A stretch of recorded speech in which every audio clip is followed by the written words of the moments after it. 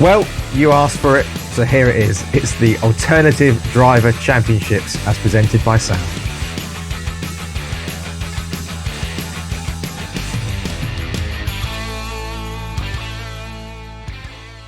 Hello and welcome back to the British Touring Car Podcast. We hope you're doing well, despite how bloody chilly it's got. It's cooled down quickly, isn't it? It has cooled down very quickly. The wind always adds to these sort of things. But we are back, and it is a kind of podcast I absolutely love because I've had to do no prep for it. I don't really have to do a lot in this episode. I'm really only here for comedical value and to balance out so you're not talking to yourself for an entire sort of 10, 15, 20 minutes. I did spend most of last night on an Excel spreadsheet. Welcome to my working day.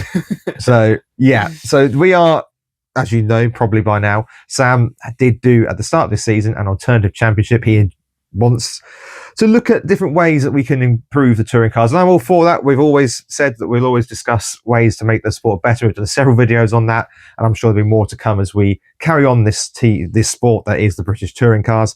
This season, Sam has taken it upon himself, for no other reason than personal pleasure, to do his own championships on varying different scales and methods to see if there's a better way of recording the points. And for fun, he's also done one where Tom Ingram and Ash Sutton don't exist, or do exist but don't work in the touring car field. They instead work at B&Q or Tesco's or in an office somewhere. So I'm going to hand over to Sam because he is going to be the main driving force behind this podcast. I know the normality will resume in some later podcasts where I take the front role and do all the work. But today, it's up to Sam. Thanks for that, mate. Yes, obviously, I went into the season where we looked at possible rule changes that we might look at, and I said, why don't we shake up the point system a little bit, which you thought was absolutely balmy. I'll tell you what else is terrifying. That doesn't feel like the start. I know. That is scary. So, off the back of that, I went out and created my own points table, basically. So all drivers who raced for the weekend and finished a race would then get points. And then I also had a look at some other different ways. So doing 1 point difference between each position or finishing position.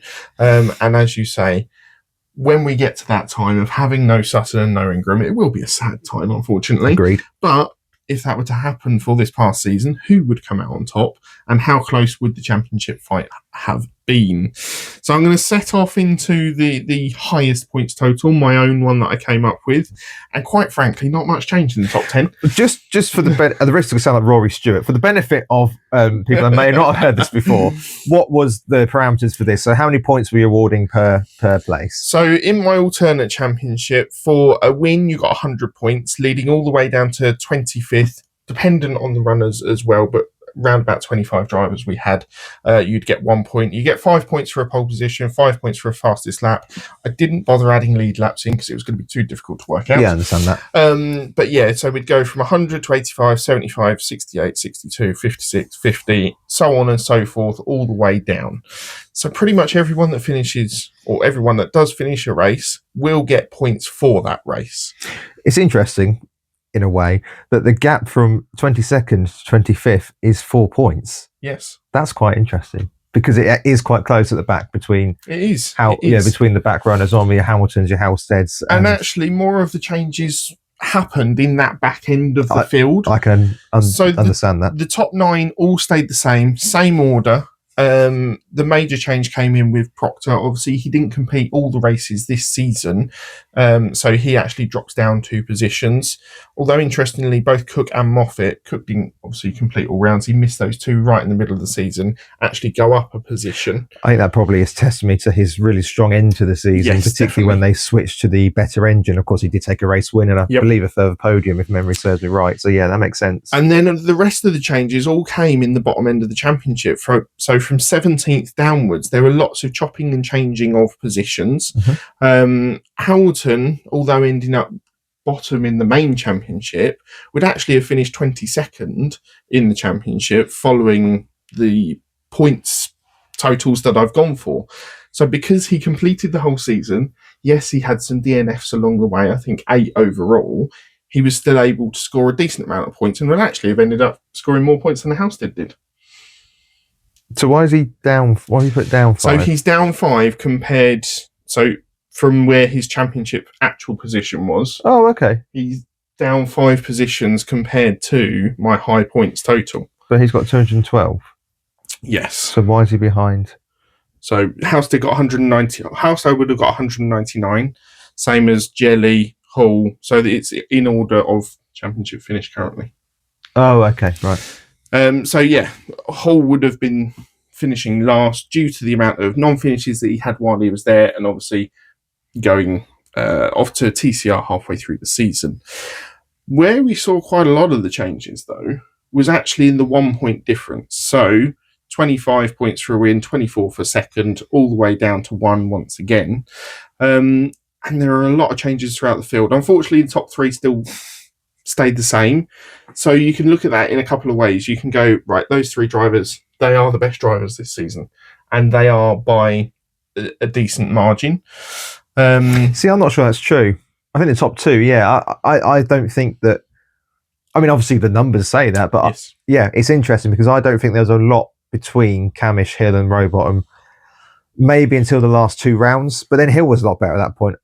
It's interesting that those 3 haven't changed at all, and actually that Hill and Rowbottom aren't particularly close in either of these championships either. So in the main championship, Camish finished on 307 points, and then Rowbottom was round about 31 points behind. Whereas in this 1 point difference championship, there was only actually between Camish, Hill, and Rowbottom, that's true, 11 points difference. Yeah, Camish, so it made it a real fight for third. Yeah, that's true. And Camish only had by 3 points actually. Yeah, exactly. No, that's true. That's true. Whereas obviously Ingram and Sutton runaway winners, which is why we then looked at having a non-Ingram, non-Sutton championship as well. There were lots of changes throughout this, lots of ups and downs. A really strange one. Proctor down 6 positions from where he would have obviously finished in the main championship, would have finished 16th overall. Those rounds not being there really hampering him. Yeah, I guess. And Moffat finishing 7th overall. Yeah, I guess for Proctor, sorry, but because he came in so well and scored so highly, he's taken some really big point swings. Whereas in this world, those point swings are a lot smaller because obviously they're only a point difference between each place. Yep. I think it's also a testament in a way to Moffat, who, as we looked in our driver grades, which is available now, we gave I think both gave a C. Well, you might have gone for a B actually. I think I went for a B. I was quite surprised by how he performed this season. But I think that's testament to because I only went for a C. That's testament perhaps to your argument that actually he had a fairly consistent point scoring season. Yeah, he had very few non-finishes, which very much helps you in this championship because as long as you finish, you're still scoring points. Again, the same thing happened with Nick Hamilton. He would have finished 21st in this championship out of 27. So it pushed him right up the standings because he was there to finish races. So yeah, lots of chopping and changing. And obviously the drivers that didn't complete the full season really missed out in this style of championship because obviously points weren't awarded. Yeah, of course, yeah. But then you've got other drivers taking up a little bit more and a little bit more.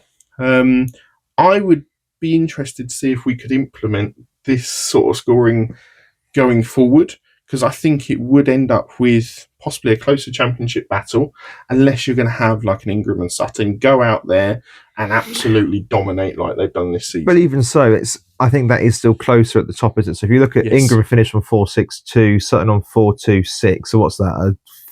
A 36 point gap. In the high points championship, Ingram wins by over 200 points. Yep.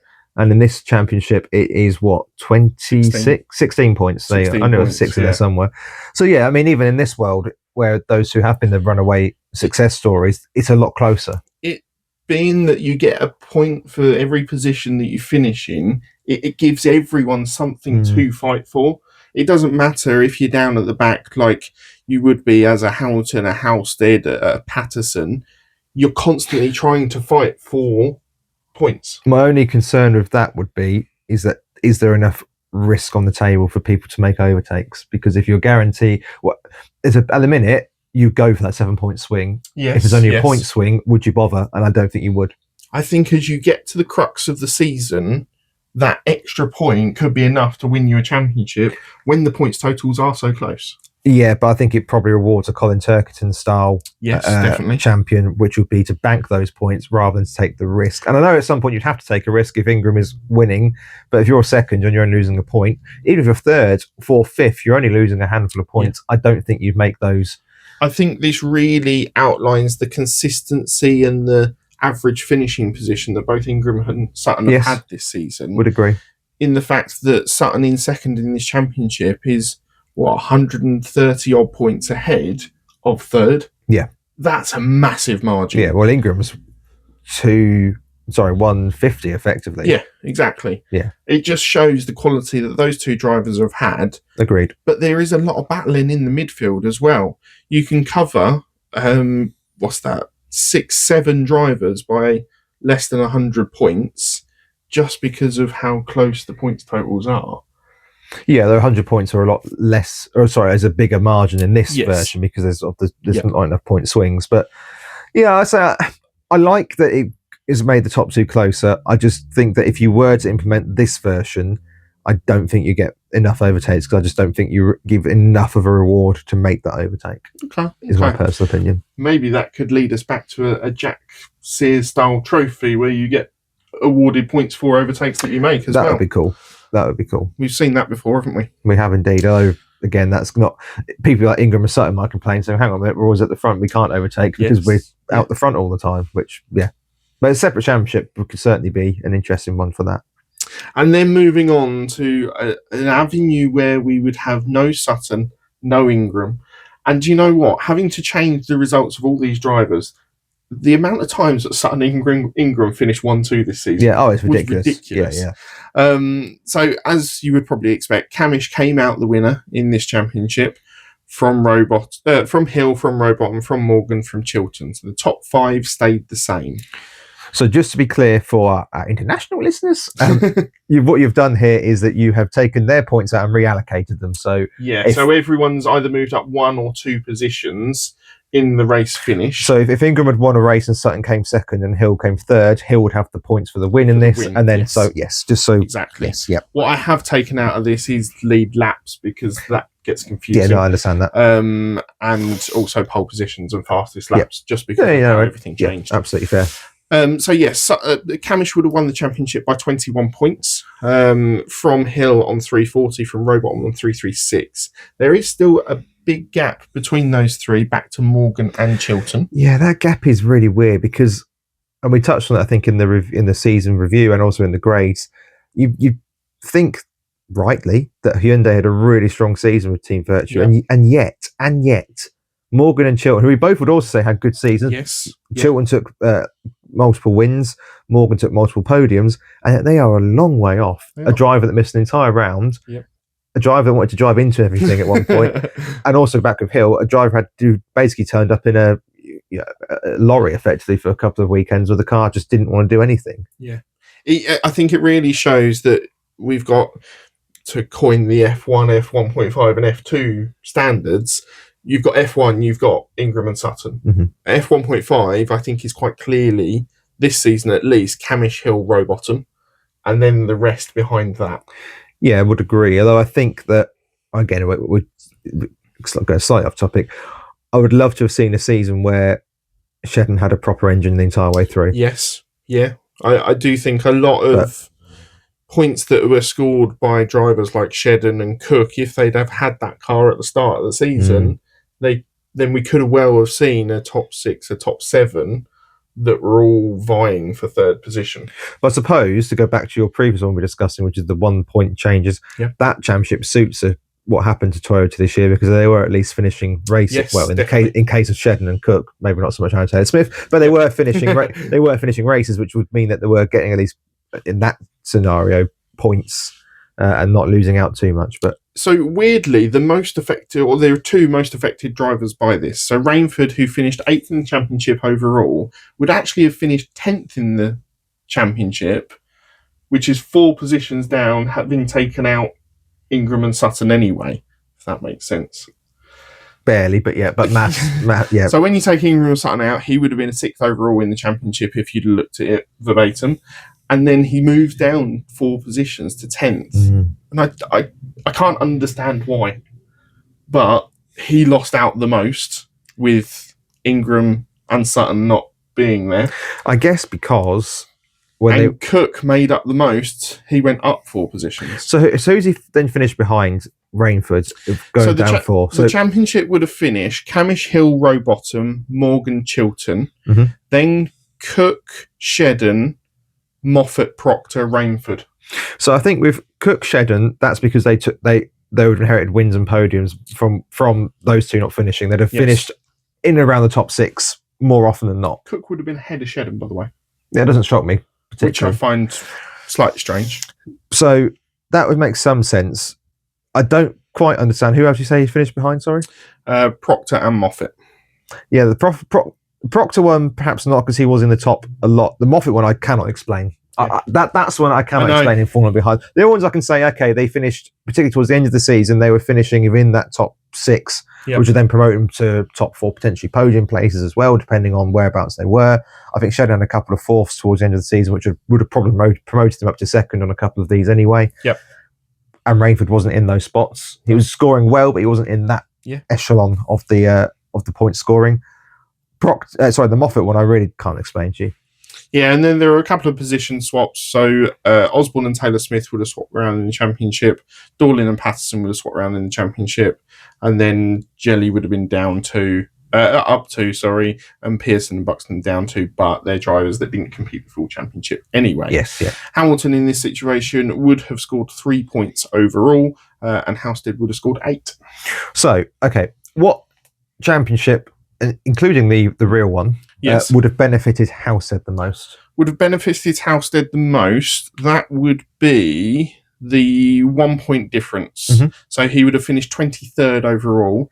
Both that championship for him and Hamilton would have been the most beneficial, because even when they were finishing races, yes, they may have been well at the back, but they were still finishing. Yeah, and getting points. And then they were picking up more points on drivers who may not have completed the whole season, but were picking up points when they were there. Okay.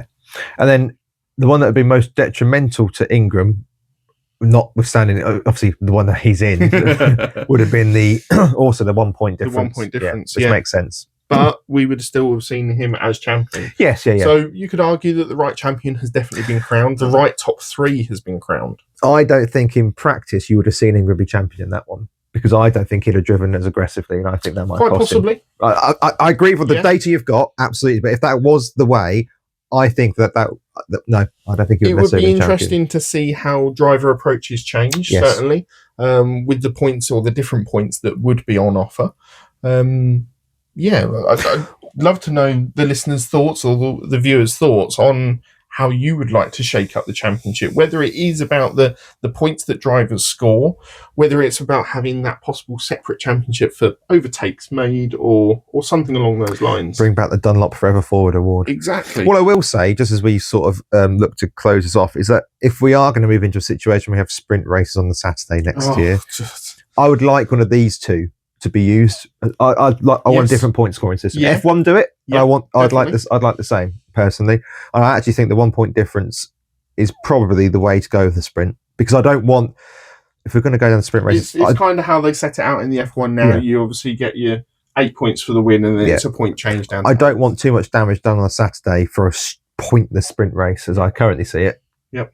Subject to change once the actual rules come out. But I think F1 have got that right insofar as that even if you have a stinker, Oscar Piastri looking at you, the worst you might lose to your rival is 8 points, which in F1 isn't a great. It's still not ideal. It's never ideal to lose points, but that is recoverable. Yes. Whereas if it would have been a 15 or 25 point swing because they were given the full, then that's really is championship ending, isn't it? From a daft little gimmicky race that I don't fully agree with. And I don't fully agree with sprints in F1 either, but that's a chat for another day. Yeah, I must say thank you for the response on that video. We're not quite sure how it's all going to level itself out when we come round to the new season, but I'm sure we'll find out in due course. Absolutely. And also, Mr. Plato, if you're out there, can we have some news? I was going to say, this podcast is Plato's fault. If he had bothered to put the news out as promised, we wouldn't be sat here discussing made-up championships. We would have been dropping the Plato news. But we were promised an announcement at the end of October. It is now 3/4-ish of the way through November, and we're no closer forward.